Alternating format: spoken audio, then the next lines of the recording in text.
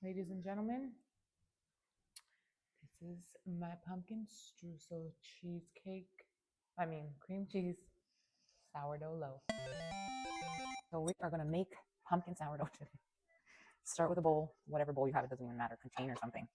Tear it out for grams, 0 grams.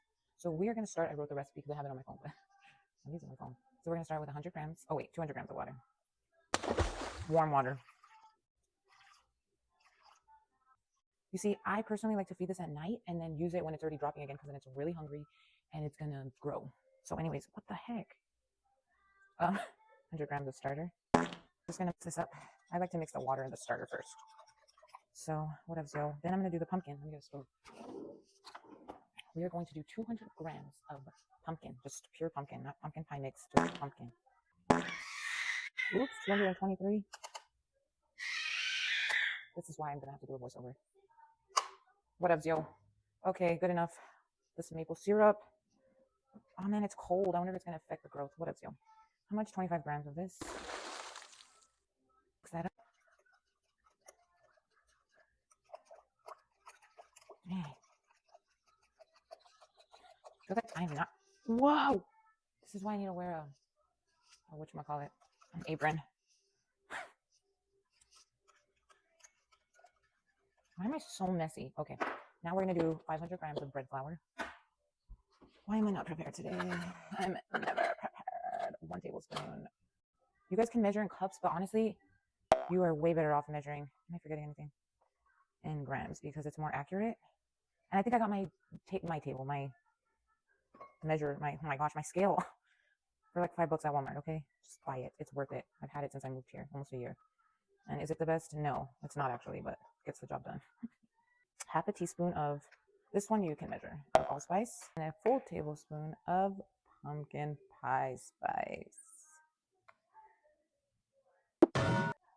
10 grams of sea salt.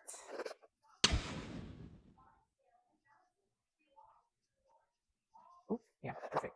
Okay, so for this part, I like to just kind of try to mix this in first together, the flour and the spices. That's it. And then you just want to mix this until it becomes shaggy. Every time I say shaggy, or hear it or see the word, I always think of Austin Powers. Is it just me or does anybody else think that? So yeah, you just want to mix this up real good.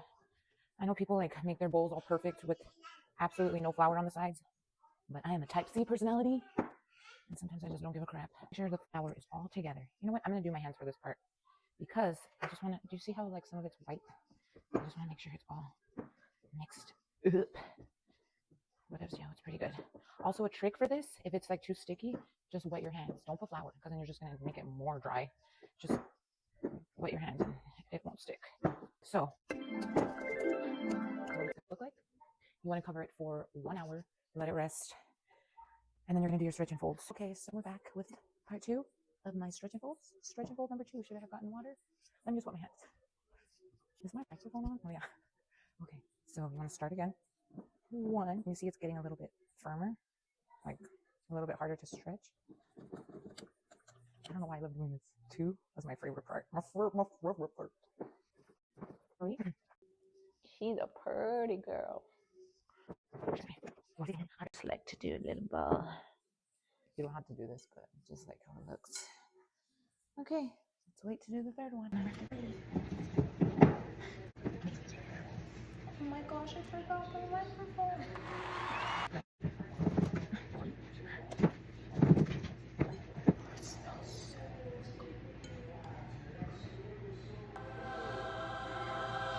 Okay guys, this is our last stretch and fold. Sorry, I'm making other stuff. 1, 2, 3. Okay guys, I'm gonna put it in the bread box. So I have this one. I really like it. If you guys want to know where I got it, I'll show you. I'll send it to you, whatever. So I'm gonna put them in here with this on it still. So I have them in there. I'm gonna turn this on. I have it set to 78 and I'm gonna leave it in here for 4 hours. All right guys, it has been 4 hours. Look at the growth on these. I'm making 2 loaves, but I want to show you guys something, okay? That's why I'm doing that. So, this is what I'm doing because I'm going to use my banneton basket, and if you don't have one, you don't need one. I'm literally using, I only have one of those. I'm using a bowl that we use popcorn to make, and an old tea towel. That's all you need. So I'm gonna flour these so that they're ready for the stuff to go inside of them. And I'm gonna flour my surface because I'm gonna do this shaping. I had to make myself a cup of seat though because I'm super tired. It is gonna be 4 o'clock over here. And I have been up since 6. That's probably not early for some of you guys, but that's early for me with these crazy kids. Anyways, okay. So this is the loaf I was showing you guys. I know some people punch theirs. I've never done that. Should I do it? Oh my gosh, it smells so good. So you kind of want to just stretch it out into a rectangle. Yeah, she has a lot of bubbles. She's a thick girl. She's a thick girl. She like her mama. I'm not stretching out everything. Yeah, anyways, okay, so you're gonna get a whole cup of cream cheese. Oh my gosh, I got my microphone. Wait. You want to stretch it out. I'm probably taking too long to explain this. But you want to stretch this out. You want to take another sip of your coffee. You just want to like, you just want to like roll it all in. Push it in, push it in. Push it in. Okay. And you fold it, push it in. And you want to fold it long ways like this. And then put some more on here. And then you're going to fold it this way. They're coming out. Anyways, okay. So it doesn't have to be perfect. Okay, then you're going to roll it up like this. You see? And then you want to like push it against the counter.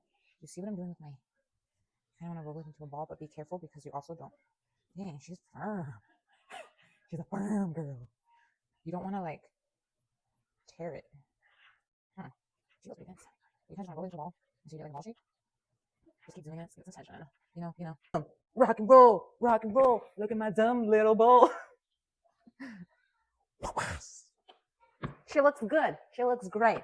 Just cover her up a little. Wash off the hands. She's all ready to go. I will cover her. Cover me with sunshine. I got my sunshine all over you. Okay, so I'm going to put these in the fridge for at least 2 hours, but you could do it up to 48, I think. I don't know, but I think the longer you leave them in the fridge, the more sour they're going to taste. And I ain't about that life, okay? Give me the nutrients, the benefits, but don't give me the sourness. I don't want your sour attitude, okay?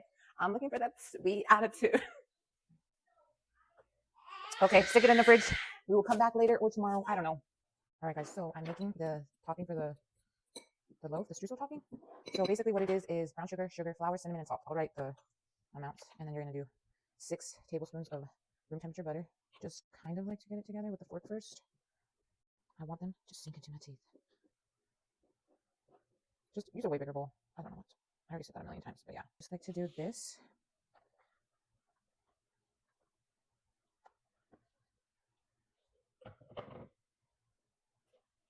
Wow, she's a pretty little baby. Okay, so I just get a little bit of flour, just regular flour, and rub it on. And then, because I'm doing the streusel topping, I do this. I cut it kind of deep. I don't know if you can tell how deep I'm going. And then this way.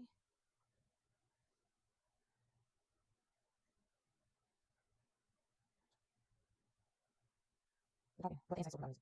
Okay, so I'm gonna layer this on. Just get it all on there. Beautiful. Can't wait to do this. I'm making a mess, but that's okay. I'm just gonna pick it up. I'm just gonna try to stick it on there. See, just try to get it like everywhere almost. So I guess it's on pretty good, in my opinion. Okay. Some of it fell. The crumbs. Pop that top back on. And you're gonna stick it in the oven for 35 minutes. Okay, I'm gonna take off the top, put it back in for another 5 to 10 minutes. Alright guys, she is out of the oven. A little bit, that's okay. I did 4 minutes, but oh my gosh, I have to wait an hour to cut into it at least. Beautiful.